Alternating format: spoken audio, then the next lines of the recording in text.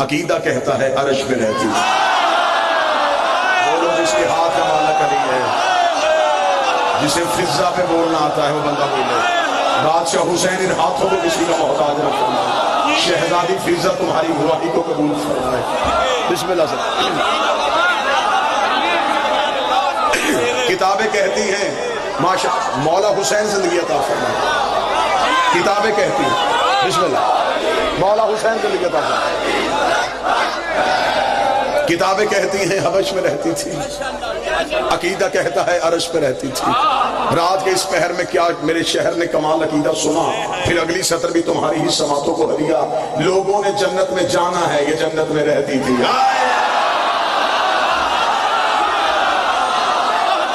سارے بولو، آخر تک بولو، ہاتھ اٹھا کے بولو حیدری۔ بسم اللہ۔ لوگوں نے جنت میں جانا ہے، یہ جنت میں رہتی تھی۔ بادشاہ حسین کی عزت کی قسم ہے، ندیم بھائی، بابر بھائی، عظمت بھائی، مجھے مولا حسین کی عزت کی قسم، مجھے عالم خواتین میں کوئی خاتون ایسی نظر آئی نہیں جس کا میں تقابل فضا کے ساتھ پڑھ سکوں، میں کہوں کہ اس بی بی کی برابری فضا کے ساتھ ہے، میں کسی کی مثال ہی دے سکوں کہ اس بی بی کی مثال فضا جیسی ہے۔ مجھے عالم مستوریات میں ایک بہت عزت والی بی بی نظر آئی، نام اس کا مریم تھا، لقب اس کا بتول تھا، عیسیٰ جیسے معصوم کی ماں تھی، لیکن جب میں نے مریم کا موازنہ فضا سے سوچا تو بنتا ہی نہیں تھا۔ مریم کو ایک معصوم ماں کہتا تھا، فضا کو 4 معصوم ماں کہتے ہیں۔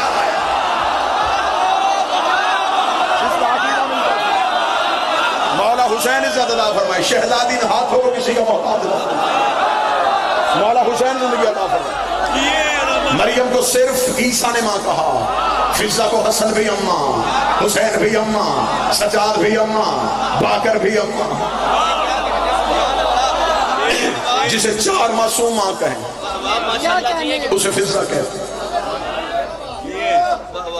بادشاہ حسین کی عزت کی قسم ہے، لوگ سمجھتے ہیں کہ شہزادی نوکری کرنے کے لیے آئی تھی اور سیدوں نے صرف نوکری میں قبول کیا، لیکن میں چوک میں ہوں، چوراہے میں ہوں، مجھے یہ بھی خبر ہے کہ 2019 ہے، مجھے یہ بھی پتا ہے کہ کچھ مجھے سن رہے ہیں، کچھ مجھے لکھ رہے ہیں، اور یہ بھی فخر میری قوم میں مجھے ہی حاصل ہے کہ اس ماتمی کو وہ بھی سنتے ہیں جو کسی کو بھی نہیں سنتے۔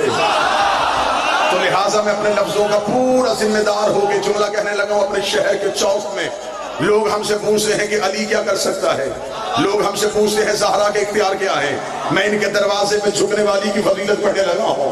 فضا صرف جنتی نہیں، مالکہ جنت ہے۔ دعویٰ میں نے کیا ہے، آپ نے صرف تائید کرنی ہے، میں دعویٰ دیا میں دلیل دے کے جاؤں۔ میں نے دعویٰ کیا ہے کہ فضا صرف جنتی نہیں، مالکہ جنت ہے، فضا کا تصرف ہے جنت پہ، جنت ہے شہزادی فضا کی ملکیت۔ اب کسی بندے کے ذہن میں سوال ہے اور وہ فوراً اٹھے اور اٹھ کے پوچھے کہ فضا جنت کی مالکہ کیسے؟ یہ امام بارگاہ ہے، میرا ابتدائیہ تھا جب میں نے یہاں عشرے پڑھے، اسی امام بارگاہ سے قرآن لے کے یہاں منبر پہ رکھو، مجھے شہنشاہ حسین کی عزت قسم قرآن کھولو، اس سے پوچھو کہ جنت کے مالکوں کا ذکر کہاں ہے؟ جنت کے مالکوں کا ذکر ہے سورہ مبارکہ دہر میں۔ سورہ مبارکہ دہر میں جنت کے مالکوں کا ذکر کیسے آیا؟ جب آل محمد دی تھی روٹیاں، جو بول سکے وہ بولے، جس کا عقیدہ اجازت ہے وہ بولے، جس کا عقیدہ اجازت ہے وہ سر بھی نہ ہلائے، آنکھیں بھی نہ جھپکے، خاموش بت بن کے بیٹھا رہے۔ اگر تو ہوا شہزادی کے ذکر میں کمال تو پھر زبان کیا یہاں پتھر بھی بولے۔ قرآن کہتا ہے کہ سورۃ دہر میں آل محمد سے مانگی گئی تھی روٹیاں، اس کا سارے شیعہ سنیوں نے لکھا کیا فلسفہ؟ روزانہ منت کے روزے تھے، رسول نے رکھوائے، آل محمد نے رکھے، بالکل افطار کا وقت آتا، ندیم دروازے پہ دستک، فضا دروازے پہ جاتی، کوئی دروازے پہ، کوئی دروازے پہ، کوئی، اب مجھے اس کوئی کا نہیں پتا وہ کون آتا تھا، مجھے بادشاہ حسین کی عزت کی قسم ہے مجھے ان کے دروازے میں مانگنے والوں کا آج تک پتہ ہی نہیں چلا یہ کون آیا کرتے تھے اور لے کے کہاں چلے جایا کرتے تھے۔ میں اپنے شہر میں 2 علموں کے درمیان کھڑا ہوں، مجھے تو ابھی تک وہ فقیر ہی نظر نہیں آیا جو علی سے رکوع میں انگوٹھی لے کے چلا گیا۔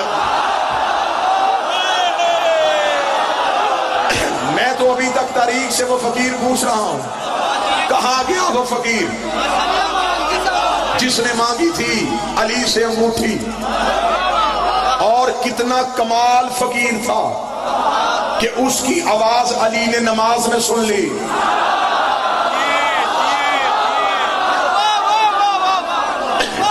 جبکہ میرا بادشاہ علی کہتا ہے کہ میری نماز ہے توحید سے گفتگو کا نام. مجھے اس پہ بحث ہی نہیں کرنی, یہ میرا موضوع ہی نہیں ہے.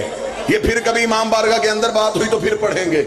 ان کے دروازے پہ آتا کون تھا, یہ روپ کون کون سا تھا. پہلے دن دروازے پہ دستک, انا مسکین. فضا اندر آئی, سیدہ نے اپنی روٹی دی, علی نے اپنی روٹی دی, حسن نے اپنی روٹی دی, حسین نے اپنی روٹی دی. 4 روٹیاں آئی فضا کے ہاتھ پہ, نیچے رکھی فضا نے اپنی روٹی. بولو علی اور ولی اللہ کا واجب سمجھنے والے. نیچے رکھی فضا نے اپنی روٹی, دروازے پہ گئی. جو بھی کھڑا تھا بغیر دیکھے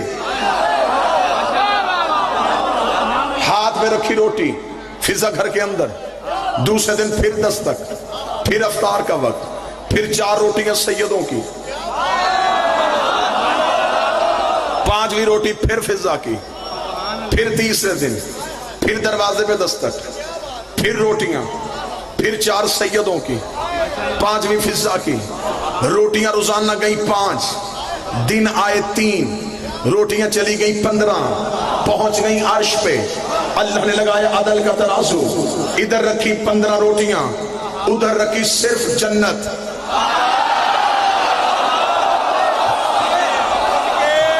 میں جنت کے مالک پڑھنے لگا ہوں, جنت کی ملکیت پڑھنے لگا ہوں. ادھر رکھی روٹیاں, ادھر رکھی جنت. میں چوک چوراہے میں کھڑا ہوں, شیعہ کتابوں کا صرف حوالہ نہیں میرے سینے میں. اگر آپ پوچھنا چاہیں تو اہل سنت کے آج کے دور کے زندہ جید ترین خطیب پروفیسر علامہ ڈاکٹر طاہر القادری, انہوں نے اپنی قرآن کی تفسیر میں لکھا, میں نے کہا یہ مکے مدینے کا فقیر یتیم نہیں آیا کرتا تھا, بلکہ یہ تو اللہ کے بھیجے فرشتے تھے جو زہرا کے دروازے پہ مانگتے تھے. اب یہ سوال تو قبلہ طاہر القادری سے پوچھنے والا ہے کہ فرشتوں کو تو بھوک لگتی نہیں ہے. بولے جس کا عقیدہ ہے وہ بندہ تو ہاتھ اٹھائے. فرشتے تو کھانا کھاتے ہی نہیں, ان میں تو نفس ہی نہیں, ان میں تو خواہش ہی نہیں. فرشتوں کو بھوک اس چیز کی. اچھا جو نہیں بولے میں مثال دینے لگا ہوں. میں ممبر پہ مجلس پڑھوں, وہاں سے کوئی شخص آگے علوی صاحب مجلس روکیں, آئیں پہلے چائے پئیں, تو کیا مجھے ممبر چھوڑ دینا چاہیے؟ ہاں یہ ہو سکتا ہے کہ میں کمرے میں چائے پی رہا ہوں اور کوئی کہے چائے چھوڑیں, ممبر خالی ہے, اب میں وہ چھوڑوں گا کیونکہ یہ ہے افضل کام. ابھی آپ پہنچے نہیں جہاں میں پہنچانے لگا ہوں, وہ تھا کم تر کام. افضل کے لیے کم چھوڑا جاتا ہے, کم تر کے لیے اعلیٰ نہیں چھوڑا جاتا.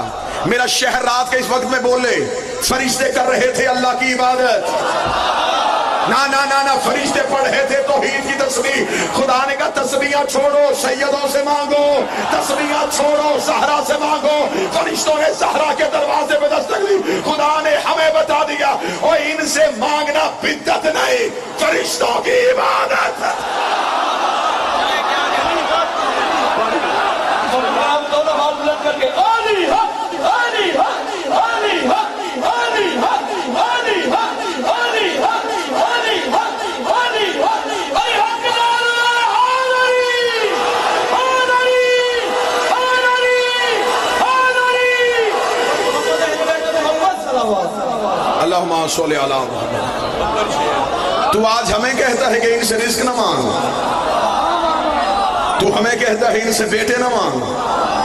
فرشتوں نے سیدوں کے دروازے سے مانگا. روٹیاں گئی عرش پہ, کتنی؟ ان میں روٹیاں فضا کی کتنی تھی؟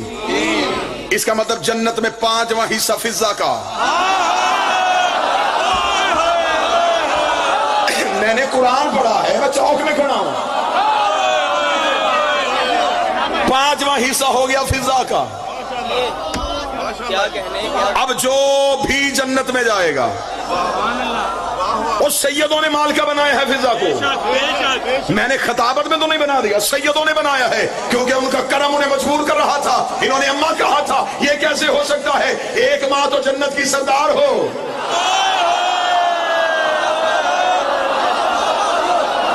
دوسری کو بھی جنت کی مال کا بنا دیا, برابر یکساں تقسیم کر دیا. فضا ہو گئی جنت کی مالکوں میں سے، اس لیے کہ روٹیاں 3 گئی تھیں، وہ بھی 7 تلیں، آیتیں بھی 30 اتری، جنت بھی تل گئی، جنت بھی چلی گئی، جنت لے لی سیدوں نے، خرید لی قیمت دے کے۔ لوگوں کو جنت میں جانے کا شوق ہے، میرے اہل سنت بھائی مجلس میں تشریف فرما ہے، میں چوک میں ہوں، میرے اہل سنت بھائیوں کے ہاں ان کی تاریخ میں 10 صحابہ کرام رضوان اللہ علیہم اجمعین کے نام ملتے ہیں۔ وہ 10 صحابہ کون تھے؟ وہ کہتے ہیں انہیں عشرہ مبشرہ کہا جاتا ہے۔ ان کی فضیلت کیا ہے؟ میرے اہل سنت بھائیوں کا عقیدہ یہ 10 وہ صحابی ہیں جنہیں نبی نے زندگی میں جنت میں جانے کی بشارت دی تھی۔ میرے اہل سنت بھائیوں 10 صحابہ کے نام کتابوں میں بھی لکھے، اسلامیات میں بھی لکھے، دینیات میں بھی لکھے، مسجد کے محراب میں بھی لکھے، اپنے مدرسوں میں بھی لکھے۔ یہ وہ 10 صحابی ہیں، یہ وہ 10 صحابی ہیں، یہ وہ 10 صحابی ہیں جنہیں نبی نے زندگی میں جنت میں جانے کی بشارت دی تھی۔ میں چوک میں کھڑا ہو کے عقیدہ پڑھوں اور میرا شہر نہ بولے تو پھر میرے آنے کا فائدہ؟ مجھے 14 کی 14 سچائیوں کی قسم، آپ کے پاس صرف 10 ایسے ہیں جنہیں نبی نے جنت میں جانے کی بشارت دی ہے۔ یہ سارے وہ بیٹھے ہیں جنہیں نبی نے جنت میں جانے کی ضمانت دی ہے۔